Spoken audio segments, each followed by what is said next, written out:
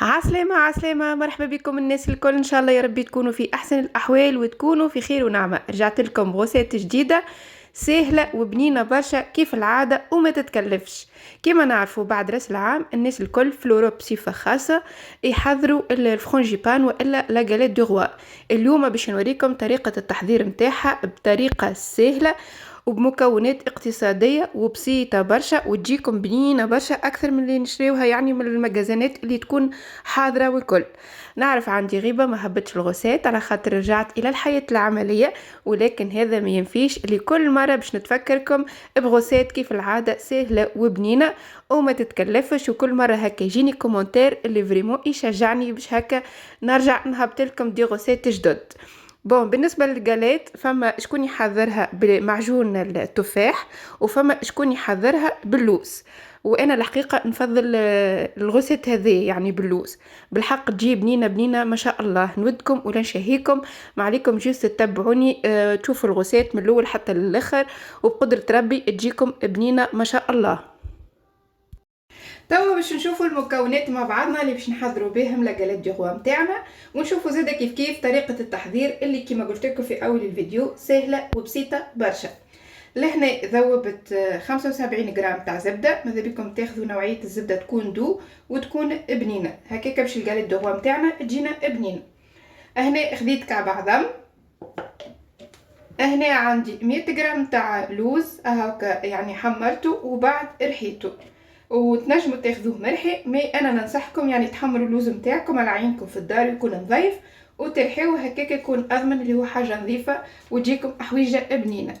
هنا عندي 75 غرام تاع سكر كما شفتوا سكر حبيبات، وهذوما اخذيت زوز بات فيوتي او يعني العجينه المورقه.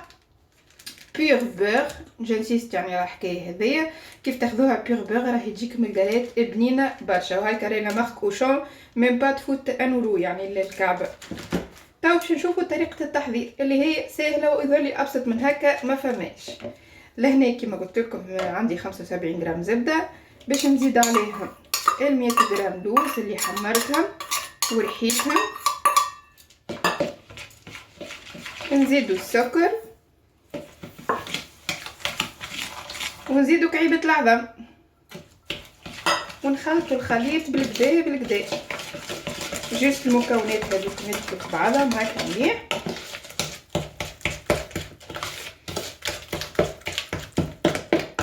اللوز هاكا ما رحيتوش برشا على خاطر مازلت كيف حمرت اللوز ومازال ما بردش بالكدا، وكيف رحيته حسيته وكانه ولا باش يولي لي كيف العجينه كيف البات، وانا ما نحبوش يولي لي كيف البات هذاك علاش خليته هكاكا يعني فيه شويه كروكون شويه.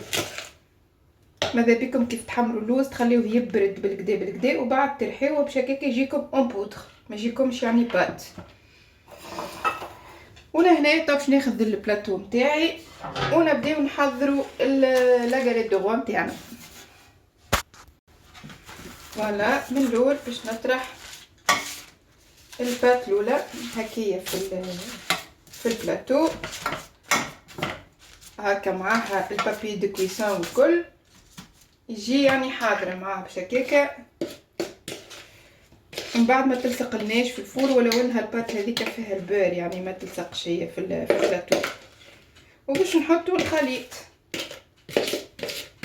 اللي حضرناه. ما حطيتش انا الفاف، هي نورمالمون يكون فيها فاف ومعها الكورون، واللي تجي في الباغ نتاعو الفاف هذيك يلبس الكورون ويكون هو لغوا.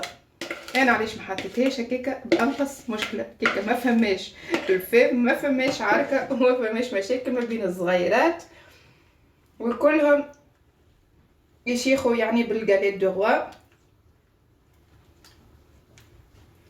اللي كيما شفتوا. هاي الوصفات نتاعها سهله وبسيطه جدا ما فيها حتى شيء.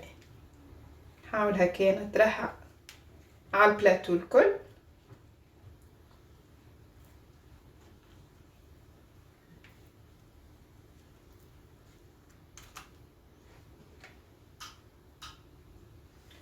وناخذوا البات فيتي الثانيه.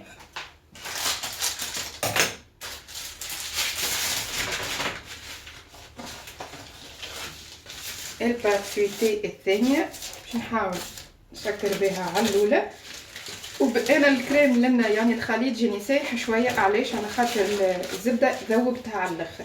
كي تنجم يعني الزبده دوب يعني تخرجها قبل من الفريجيدير، وهكاكا تجيك يعني بوماد خير ما هكا يعني الخليط يجيك سايح برشا.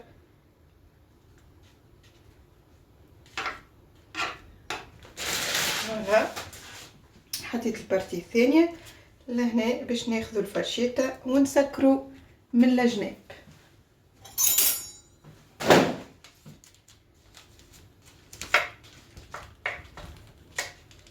باش هكاكا ما يخرجش الخليط في الفور.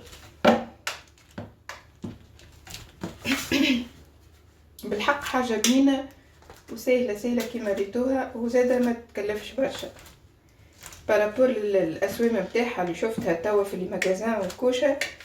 فرانشمون تحضرها وحدك حاجه بنينه ونظيفه وعلى عينك، ارخص برشا وابن برشا زاده ملي ناخذوها من الشارع.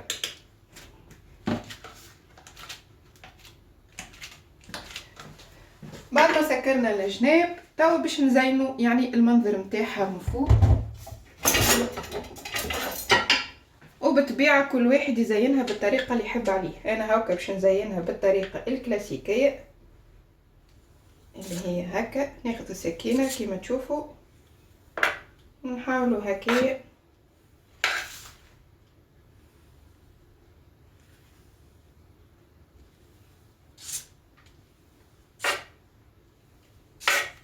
فوالا. تو ما بقالي كان نحطها في الفور وتطيب على روحها القالت نتاعنا، ومن بعد تو نشوفوا النتيجه مع بعضنا. كيما نشوفوا ما شاء الله القاليت نتاعنا حضرت تحمرت والريحه فاحت في الدار بالحق نودكم ولا نشهيكم ريحه الزبده مع اللوز ما شاء الله. وكيما شفتوا مده يعني الكويسون نتاعها خذت ما بين 15 و20 دقيقه. شفتوها غصت سهله بنينه برشا، جربوها بالحق وما تندموش. وما تنساوش تشجعوني بجيم كومنتير وتشتركوا في القناه بالنسبه للجماعه اللي ما اشتركوش. وللامانه بالنسبه للغوسيت هذه راهي بعد ما سي كملت حضرت يعني طابت القاليت دو نتاعي، دهنتها من فوق بشويه زبده باش هكاكا تجي يعني طريه شويه، خاطر كيما نعرفوا البات فيوتي كي طابت اكلت قشرت شويه من فوق. وبالنسبه للحشو من داخل انا حبيتها تكون خفيفه هكاكا ما شاء الله تنجم تاكل وتعاود. اما بالحق اذا كنت تحبها متختخه بيان بيان بيان تنجم جوست الحشو نتاعها اللي حضرناه مع بعضنا تضربوا في الاثنين، يعني الدوب نتاع الحشو هذاك تجيك متختخه وبنينه وبالحق اللي ياكل مرسو ما يعاودش.